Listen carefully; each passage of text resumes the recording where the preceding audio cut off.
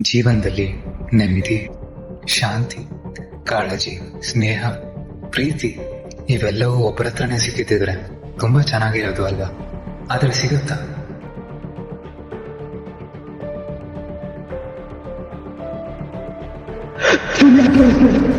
ನಾನು ಹೇಳಿದ್ನ ಸುಳ್ಳು ಅಂತ. ನಿಂಗೆ ತಲೆ ಕೆಟ್ಟೋಗಿದ್ಯಾ? ಇಲ್ಲ, ಅದಕ್ಕೆ ಅಲ್ವಾ ನಾವು ಒಂದೊಂದ್ಸರಿ ಜೀವಗಳಿಗಿಂತ ವಸ್ತುಗಳನ್ನ ಜಾಸ್ತಿ ಹಚ್ಕೊಂಡಿರ್ತೀವಿ. ಅದೇ ವಸ್ತುಗಳಿಗೆ ನಮ್ಮ ನೋವು, ದುಃಖ ಎಲ್ಲ ಹೇಳ್ಕೊತೀವಿ. ಹಲವಾರು ಪ್ರಶ್ನೆಗಳು ಕೂಡ ಕೇಳ್ತೀವಿ. ಉತ್ತರ ನಮ್ಮಲ್ಲೇ ಇದೆಯಾ ಅಥವಾ ಅವುಗಳು ಕೊಡ್ಲಿ ಅಂತ ಕಾಯ್ತೀವ? ಗೊತ್ತಿಲ್ಲ. ಹಾಗಾದ್ರೆ ವಸ್ತುಗಳಿಂದ ನಮ್ಮ ಮನ್ಸಿಗೆ ನೋವಾಗುತ್ತಾ?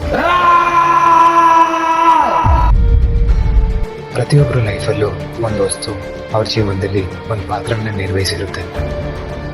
ಅದೇ ವಸ್ತು ಅವ್ರ ಜೀವನದಲ್ಲಿ ಒಂದು ತಿರುವು ಕೂಡ ಕಂಡುಕೊಟ್ಟಿರುತ್ತೆ.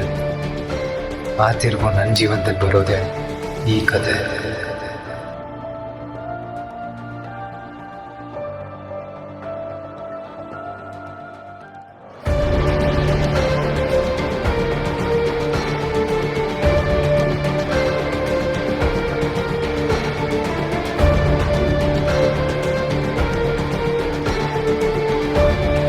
ಹೇಳ್ತೀನಿ ಎಲ್ಲಿಸಿಯ ಗೊತ್ತು.